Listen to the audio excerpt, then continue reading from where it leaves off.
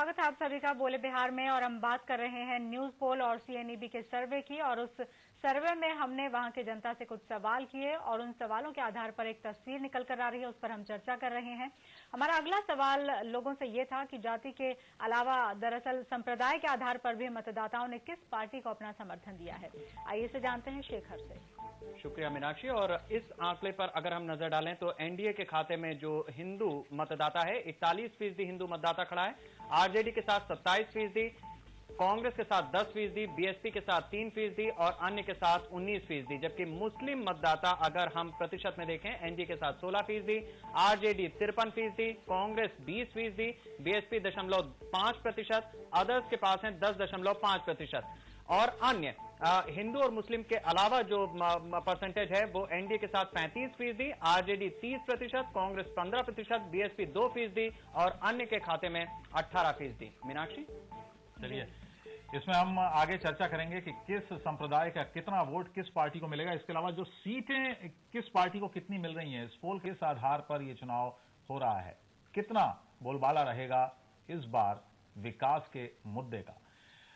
हमने थोड़ी देर पहले ब्रेक से पहले आपको बताया कि आखिर कितना जातिगत आधार पर कितना वोट दिया है इस चुनाव में मतदाताओं ने। इसके अलावा संप्रदाय के आधार पर कितना वोट दिया इस बार मतदाता ने, उस पर हम चर्चा करें। उससे पहले एक सवाल हमने और पूछा था कि इस बार चुनाव में महिलाएं बड़ी तादाद में पोलिंग बूथ पर आई और वोट किया। आइए देखते हैं कि महिलाओं और पुरुषों ने प्रतिशत के हिसाब से किस पार्टी को वोट दिया। शेखर।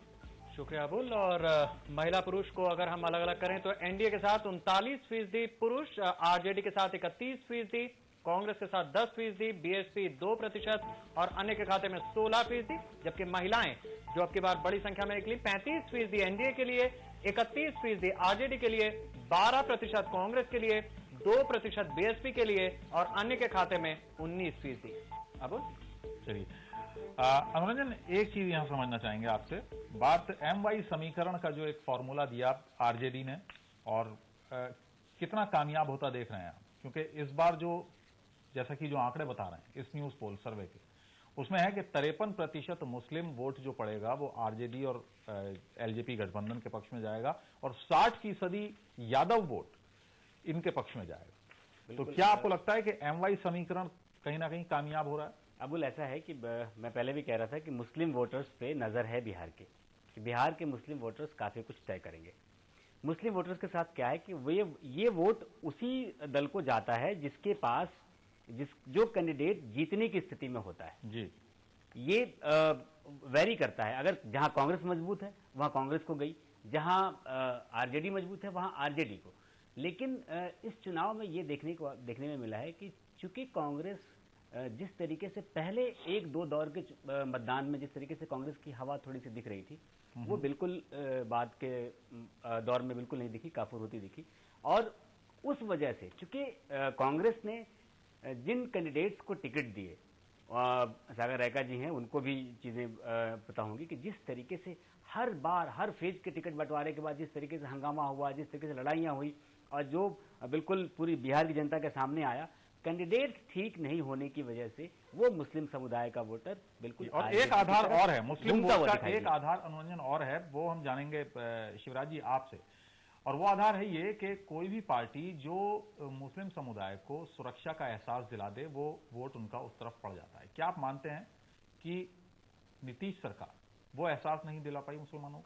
मैं यहाँ पे आपने जो बात कहा सुरक्षा के अलावे भी बात मैं कहूंगा, मुस्लिम समुदाय हमारे देश के दूसरे समुदायों से अलग नहीं है। ऐसा नहीं है कि मुसलमानों को सिर्फ सुरक्षा चाहिए, नहीं, बहुत सारे मुद्दे हैं, लेकिन सबसे बड़ा मुद्दा ये रहता है। जहां तक सुरक्षा की बात है तो कोई हमें बताए कि पिछले 5 साल में जो हमारी सरकार थी, मुस्लिम समुदाय तो छोड़ दीजिए, मुस्लिम समुदाय का कोई एक व्यक्ति भी कहे कि उसके साथ कुछ अन्याय हुआ हो या अन्याय की कोई दूर दूर तक संभावना भी हो, ऐसा बिल्कुल नहीं हुआ।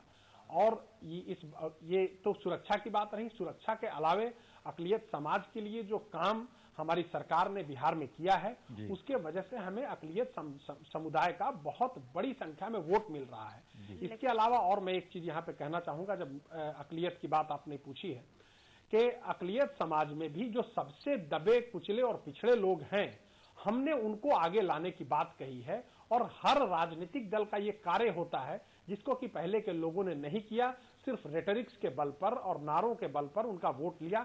हमने उनको जो डेमोक्रेटिक गुड्स होते हैं वो डिलीवर करके दिया। आपने जब इतना कुछ किया तब भी आपको बीजेपी के कुछ बड़े नेताओं को वहां पर प्रचार से रोकने की क्या जरूरत पड़ गई? नहीं, हम देखिए बीजेपी एक हमसे अलग पार्टी है, हमारे साथ गठबंधन में है, लेकिन बीजेपी किसको प्रचार में बुलाएगी और किसको नहीं बुलाएगी, ये बीजेपी आप ये कह रहे हैं कि आपने बहुत काम किया, आप मजबूत दावा कर रहे हैं, उस आधार पर हम ये सवाल पूछ रहे हैं कि फिर जब इतना मजबूत आधार आपका, इतना मजबूत दावा था, तब फिर आने दिया होता उनको भी? किन के आने की बात आप नरेंद्र मोदी को आप नहीं आने देते हैं, वरुण गांधी को लेकर बात होती है, तो जिनकी छवि सेकुलर है, क्योंकि आपको लग रहा था कि ये वोट बैंक अगर खिसकता है तो खतरा हो सकता है अगर दूसरी तरफ पोलराइज ये होता है और शायद इसी वजह से छिटका वोट। तो मैं यहाँ पे आपको ये भी बता देना चाहूँ और आपके माध्यम से पूरे देश को कि नरेंद्र मोदी से हमारे वो गुजरात के मुख्यमंत्री हैं और गुजरात में जनता दल यूनाइटेड भाजपा के साथ नहीं है। हम वहां जनता दल यूनाइटेड बतौर एक पार्टी नरेंद्र मोदी के खिलाफ चुनाव लड़ती है और वहां पे हमारा एक एमएलए भी है। पिछले बार 2 एमएलए थे, एक एमएलए इस बार कम हो गया है। तो जहां तक गुजरात बीजेपी का सवाल है तो वहां हमारा राज्य स्तर पर कोई गठबंधन नहीं है, राज्य स्तर पर नहीं है, लेकिन हमने देखा नीतीश कुमार और नरेंद्र मोदी साहब को गले मिलते हुए एक स्टेज में, शायद पंजाब की घटना। हाँ, लुधियाना की। उससे भी अच्छा जी मनोज, आप कुछ बता रहे थे। अबुल, एक छोटी बात मैं कहना चाहूंगा यहाँ। अबुल जी बताएं। मैं छोटी बात कहना चाहूंगा। अकलियत की जब सुरक्षा की बात होती है तो अक्सर ये रेटरिक आता है कि बीजेपी रूल्ड स्टेट में, जेडीयू में दंगे नहीं हो रहे हैं। साहब, विजिबल फॉर्म ऑफ वायलेंस सिर्फ एक तरीका है डिनाइल का। आप देखो कि गेटवाइजेशन को कैसे आप प्रमोट करते हो, कैसे आप सरकारी योजनाओं में उनको हाशिए पर डालते हो। ढेर सारे तरीके हैं डिनाइल के। कहां पे और वायलेंस एकमात्र तरीका नहीं है।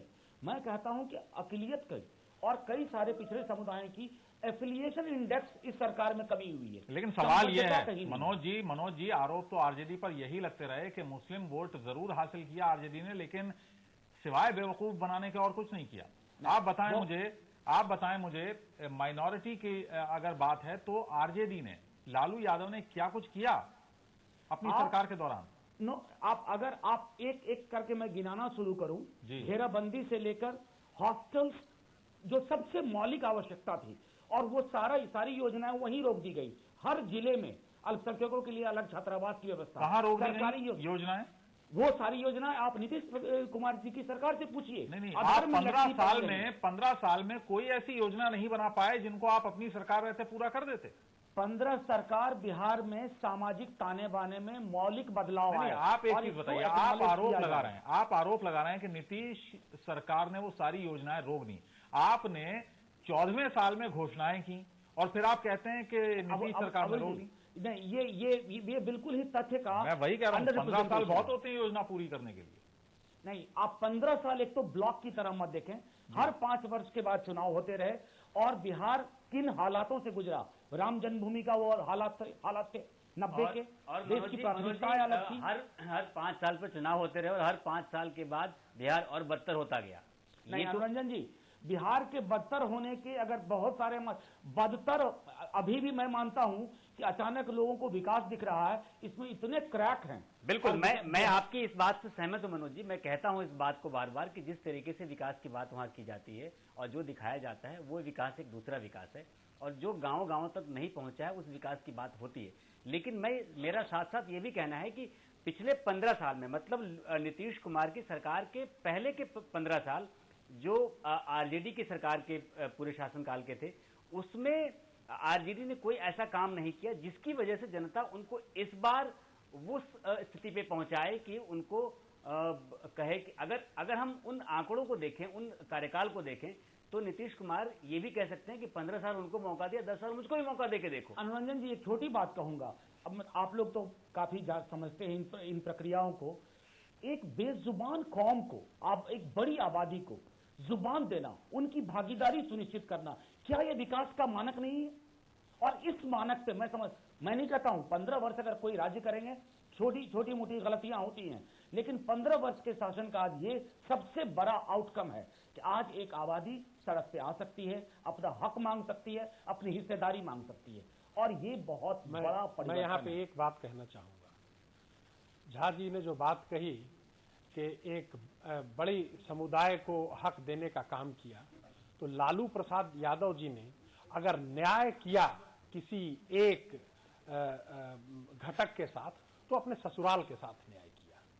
समाजवाद को उन्होंने ससुरालवाद में परिवर्तित कर दिया। सार्वजनिक पत्नी, साला, साले की पत्नी, साले का बेटा, पूरे ससुराल को संसद में, विधानसभा में पहुंचाया। मुझे एक बात कह लेने दीजिए, शिवराज, बिहार की जनता को जो बात बहुत अच्छी लगी, नहीं, मुझे सिर्फ एक बात कहिए, आप टोरंटो चले जाइए, आप मॉरिशस चले जाइए, आप लॉस एंजलिस चले जाइए, आप लंदन चले जाइए, लालू प्रसाद यादव जी की पत्नी का नाम पूछ लीजिए, वहां भी उनकी पत्नी का नाम बताने वाले लोग मिल जाएंगे। आप तमिलनाडु चले जाइए, आप केरला चले जाइए, उनके पत्नी के भाइयों का नाम बताने वाले लोग मिल जाएंगे। आप छपरा चले जाइए, लालू प्रसाद यादव जी के पत्नी के भाई के पत्नी का नाम बताने वाले लोग मिल जाएंगे। लेकिन बुराई तो नहीं है, आप ये बिल्कुल बुराई है, ये मतलब कानूनन जुर्म है क्या? ये बिल्कुल जुर्म है, कानूनन नहीं, हमारी आइडियोलॉजी के हिसाब से जुर्म है। ये बुराई इसलिए नहीं शिवराज जी कि अगर देखिए उनकी बुराइयों की हम बात कर सकते हैं, लेकिन अगर लोग नाम बताने वाले मिल रहे हैं और उनकी, तो हम तो नेहरू गांधी खानदान की भी बात कर सकते हैं।